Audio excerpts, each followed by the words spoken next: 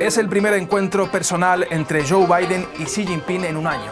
Los líderes de la primera y segunda potencia del planeta volvieron a verse las caras la semana pasada en Estados Unidos. El presidente chino llevaba 6 años sin pisar suelo estadounidense.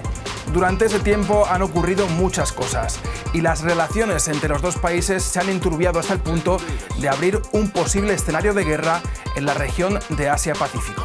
Pero en un planeta con cada vez más conflictos y retos comunes como la recesión económica y la crisis climática, Washington y Pekín parecen dispuestos a tender puentes. ¿Qué ha llevado a los dos líderes a rebajar el tono? ¿Estamos ante una nueva fase o un punto de inflexión en las relaciones entre las dos mayores potencias? ¿Qué podría suponer esto para el conflicto por Taiwán? Se lo explicamos en DW Analiza.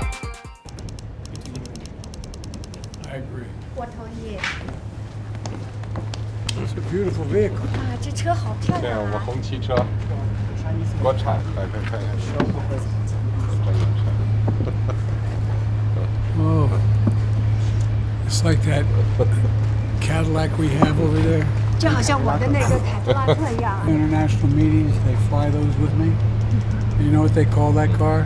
但是每一次我到外面去，这车都跟着我。你知道它叫什么吗？ They call it the Beast. 野兽。 Esta fue una de las escenas que dejó el último encuentro entre Biden y Xi Jinping en San Francisco, California. Los líderes aprovecharon su participación en la cumbre del Foro de Cooperación Económica Asia-Pacífico, la APEC, para mantener una reunión de 4 horas. Y sus asesores se esforzaron por proyectar una imagen de armonía calculada al milímetro. Ambas delegaciones aprobaron 3 acuerdos importantes.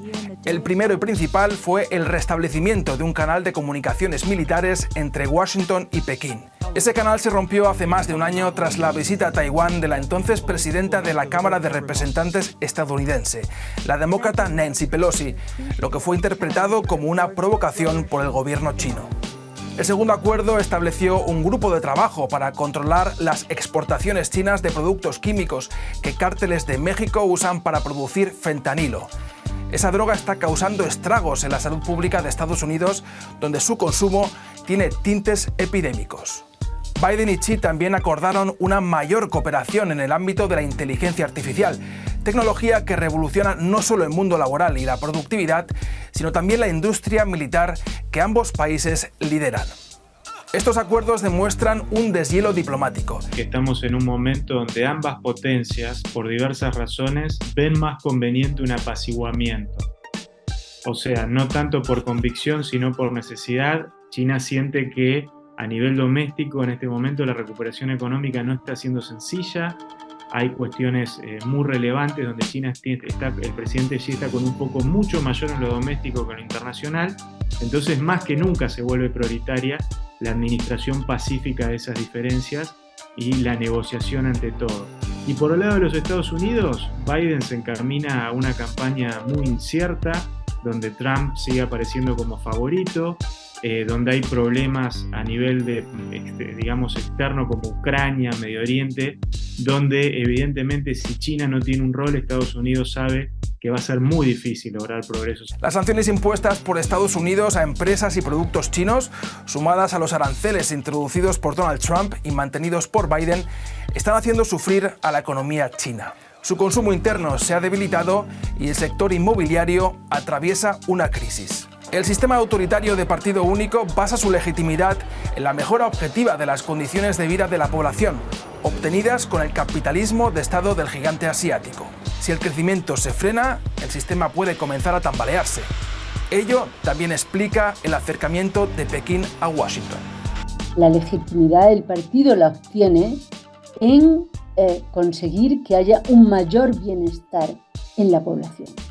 Si la crisis económica daña ese bienestar, y vemos que después del parón tremendo que ha tenido la economía china debido al COVID y al cierre brutal que decretó Xi Jinping, si la economía está tardando demasiado en relanzarse, si tenemos además la crisis de la vivienda, pues esto puede agitar una inestabilidad social que cuando tienes 1.400 millones de habitantes es muy difícil de eliminar.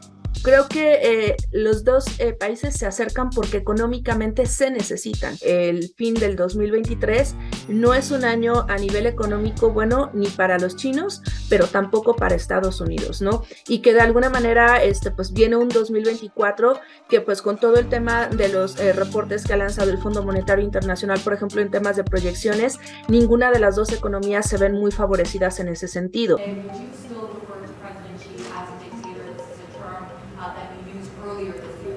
Well, look, he is. I mean, he's a dictator in the sense that he is a guy who runs a country that is a communist country that's based on a form of government totally different than ours. El presidente Biden pronunció estas palabras poco después de la reunión bilateral que mantuvo con Xi Jinping, a quien volvió a llamar públicamente dictador. Las palabras no sentaron bien en la diplomacia china, que las condenó, pero sin tomar medidas como respuesta. Las palabras de Biden también hicieron retorcerse en su silla al secretario de Estado estadounidense, Antony Blinken, como muestran imágenes tomadas durante la rueda de prensa. Después de una reunión bilateral en la que ambas delegaciones midieron al detalle la escenificación de una buena sintonía entre Washington y Pekín, es inevitable preguntarse por el sentido de esas palabras de Biden. Es consumo interno, o sea, Biden tiene muy claro que tiene unas elecciones el año que viene, unas elecciones que son importantísimas, que de momento parece que va ganando Trump, y entonces él necesita esa cuestión ideológica de señalar que Xi Jinping es un dictador, porque eso cree que le da puntos entre sus posibles votantes, ¿no? Me pareció una cuestión más que nada improvisada, y si hubiese sido por lo que pensaban que tenía que decir sus asesores, seguro que hubiese sido otra respuesta. Por ejemplo, evasiva. Le hubiesen recomendado. Yo estoy seguro que él le habían aconsejado evadir cualquier tipo de definiciones altisonantes, agraviantes como esta.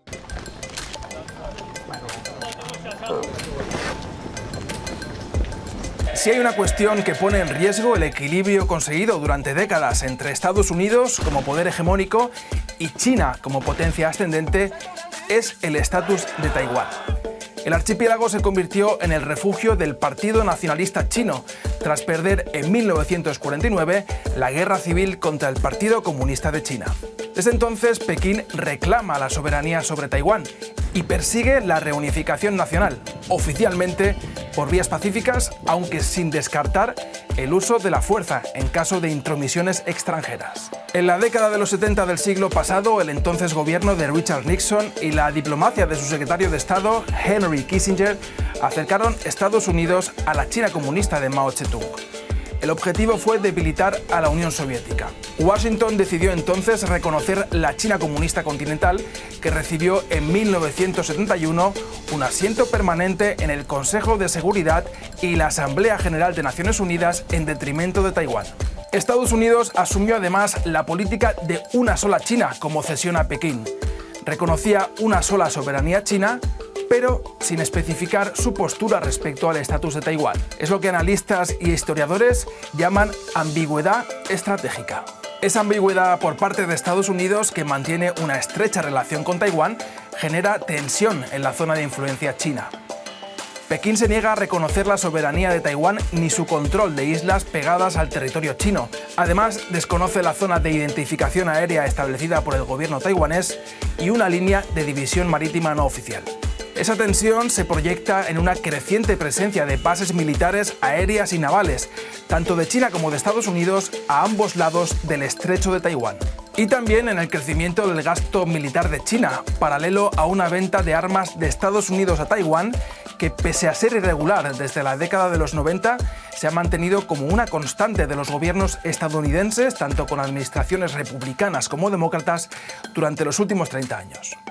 La reciente reunión entre Biden y Xi no trajo cambios sustanciales en la cuestión taiwanesa, que sigue marcada por la ambigüedad estratégica estadounidense. Esa contradicción uno puede verla desde el punto de vista teórico y decir cómo puede ser esto, pero obviamente se explica con el uso de Taiwán como una herramienta de política exterior de Estados Unidos para provocar y molestar a China en su tema más sensible, es el tema más sensible del Partido Comunista. Yo creo, si bien no hubo ningún anuncio al respecto, que a partir de esta reanudación, de este posible apaciguamiento, probablemente baje el nivel de provocaciones de los Estados Unidos. Esto no quiere decir que va a bajar la cooperación militar o económica, pero por lo menos las provocaciones en términos de políticos, en términos de definiciones, de visitas de alto nivel. Las elecciones taiwanesas del próximo enero serán claves para definir la evolución de las relaciones entre China y Estados Unidos. El candidato del partido opositor Kuomintang es el más cercano al principio de una sola China que anhela Pekín, mientras el gobernante Partido Democrático Progresista está más cerca de posiciones soberanistas e independentistas. Son dos perspectivas, una de una visión muchísimo más conservadora y otras muchísimo más progresistas, y que también comienza a ver como este choque generacional al momento de las votaciones, en donde, pues bueno, en el caso de Taiwán también se comienza a visualizar esta idea de cómo chocan, digamos, una generación ya de edad avanzada contra los jóvenes con respecto a cómo es lo que se busca el proyecto a un futuro de Taiwán. El tiempo corre en contra del plan de reunificación de China. Las nuevas generaciones taiwanesas muestran una identidad cada vez más alejada de la China continental, como apuntan encuestas. La guerra no es una opción. Esto dijo recientemente la candidata a la vicepresidencia del partido oficialista PDP, la opción más soberanista de Taiwán. Sus palabras reflejan la posición predominante a ambos lados del estrecho de Taiwán. Una guerra sería desastrosa tanto para la China continental como para la isla y el resto del planeta, que se vería abocado a una posible tercera guerra mundial. La llamada ambigüedad estratégica de Estados Unidos deja sin embargo dudas sobre los dos posibles escenarios entre las dos mayores potencias del planeta: la confrontación o la coexistencia pacífica.